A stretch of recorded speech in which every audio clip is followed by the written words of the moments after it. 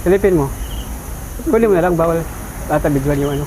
Ayun sa guys, itlog daw yan ng ahas guys, dalawa. Ayun eh.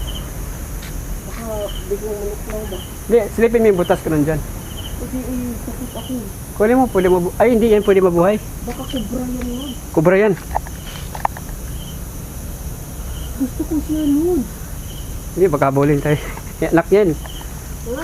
Anak, nandyan lang yan. Ayun ang itlog ng ahas guys, oh. Ayun. Oh my God. O diba may ahas talaga dito? Gusto Lord.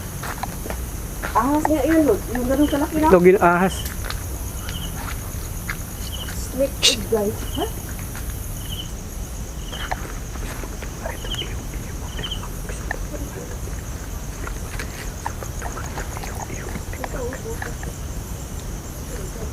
Bahay na yun mga ka-idol. Takot na ako sa ahas dito.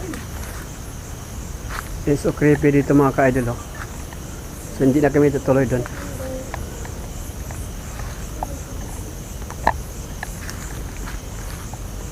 Creepy, basang-basa pa naman dito. Andyan lang yung ahas. Andyan yan. Hindi ko nila iwanan yung anak nila? Hindi, andyan yan. Yung itlog nila? Oh, nagkadikit. Pag nagkadikit siya ahas. Oo, ganun ba? Kasi, Hindi naman bato mo yun. Hindi naman mutya.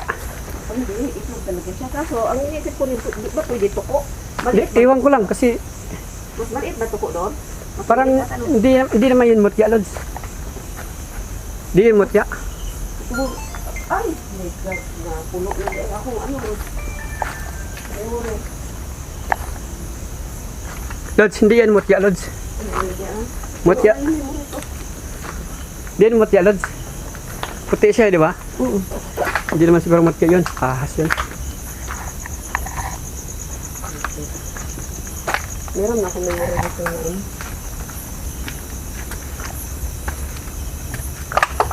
Ay, mga ka-idol, dito tayo sa labas. Labas tayo dito. Dapat po. May aso dito kanina eh. Aso. Oh, nagkahulan. Narinig ko. Hindi, umalis siya.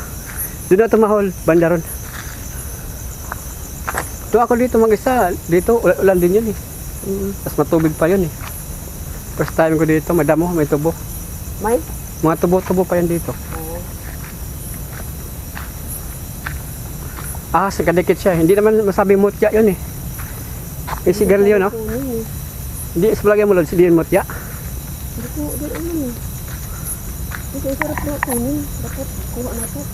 Hindi, ahas yun kasi paano pag lumaki yun sa inyo?